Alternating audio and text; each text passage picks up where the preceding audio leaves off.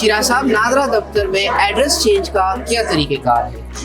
नादरा दफ्तर में जब एक एप्लीकेंट एड्रेस चेंज करवाने आते हैं तो सबसे पहले तो वो अपना टोकन लेते हैं। उस टोकन के साथ उनके पास डॉक्यूमेंटेशन चेक की जाती है। दो किस्म के एड्रेसेस होते हैं, एक होता है टेम्परेरी एड्रेस, एक होता है परमानेंट एड्रेस। मौजूदा पता तब्दील करने के लिए जो डॉक्यूमेंटेशन रिक्वायर्ड है उसके अंदर रेंट एग्रीमेंट हो सकता है, बयान हल्फी हो सकता है और as per sibling, spouse, parents card का एड्रेस चेंज किया जा सकता है। इसी तरह से जब परमानेंट एड्रेस चेंज करना है तो उसके लिए भी अगर एफिडेविट भी हो सकता है। एफिडेविट की बेस पे ये होगा कि जो ओरिजिनल रजिस्ट्री है वो ओनर देगा साथ। उसके अलावा ये होता है कि अगर उनके अपने नाम पे कोई प्रॉपर्टी है तो वो उस पर भी परमानेंट एड्रेस चेंज करवा सकते हैं। यूटिलिटी बिल भी इंक्लूडेड है, अगर उनके नाम पे यूटिलिटी बिल है वही एड्रेस वो अपने कार्ड पे लिखवा सकते हैं। और सेम लाइक टेम्परेरी एड्रेस कि अगर permanent address as per sibling, parents और स्पाउस जो है वो चेंज किया जा सकता है। शिराज साहब, ये तो वो दरकार कागजात थे जो इस तरह के नोयत के केसेस के लिए दरकार होते हैं। अब मुझे बताएं कि ये टोकन लेने के बाद फिर आगे एप्लीकेंट को कहाँ जाना होगा? ये टोकन लेने के बाद एप्लीकेंट को वेटिंग एरिया में कुछ देर के लिए इंतजार करना पड़ता है ताकि उसका काउंटर पे कॉल हो सके।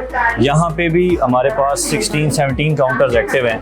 यहाँ बैठे हैं आप, ये वेटिंग एरिया है हमारा। यहाँ पे एप्लीकेंट बैठ के अपने काउंटर के कॉल होने का वेट करता है। ठीक है, वो जैसे ही ये काउंट टोकन था हमारा, वो सामने 19 नंबर काउंटर पे ये कॉल हो चुका है। जब काउंटर पे टोकन कॉल हो जाता है तो एप्लीकेंट को यहाँ बुलाया जाता है, जिसके लिए अनाउंसमेंट भी होती है। आप बैठे और यहाँ पे इनका प्रोसेस इनिशिएट किया जाएगा बायोमेट्रिक से। पहले बायोमेट्रिक वेरिफिकेशन होगी, उसके बाद पिक्चर ली जाएगी, उसके बाद डेटा एंट्री के स्टेप्स किए जाएंगे। जब वो सारी चीज़ें मुकम्मल हो जाएंगी तो इनको एक फॉर्म प्रिंट करके दिया जाएगा, जिसके ऊपर डीओ जो है हमारा वन विंडो ऑपरेटर अपने रिमार्क्स लिखेगा, स्टैंप एंडोर्स करेगा।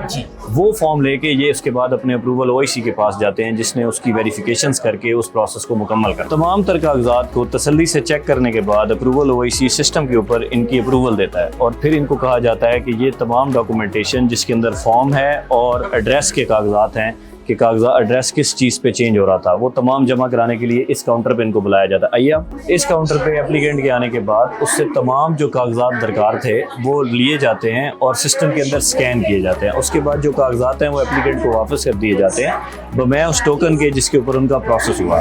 उस टोकन के ज़रिए वो एक तो वो अपनी ऑनलाइन पेमेंट कर सकते हैं फ़ीस की, किसी भी मीडियम से हो सकती है, जिसमें जैज़ कैश, इजी पैसा, बैंक अकाउंट, कोई भी मोबाइल एप्लीकेशन है। दूसरा ये है कि उस टोकन की बेसिस पे जब इनका कार्ड बन के आएगा 1 माह के बाद, 15 दिन के बाद, 7 दिन के बाद, तो वो आके इस काउंटर से रिसीव करेंगे उसी टोकन में। अच्छा शिराज साहब, ये तमाम तर प्रोसेस क्या पाक आईडी मोबाइल ऐप के थ्रू घर बैठ के किया जा सकता है? जी बिल्कुल, ये जितना भी प्रोसेस है ये तमाम तर चीज़ें घर बैठे मोबाइल ऐप जिसका नाम पाक आईडी है उसके थ्रू किया जा सकता है। और कार्ड भी उसके थ्रू जब प्रोसेस होता है तो कार्ड भी घर पे डिलीवर होता है, आपके डोर स्टेप पे, डोर स्टेप पे, बिल्कुल ऐसे ही। जी, थैंक यू शिराज साहब।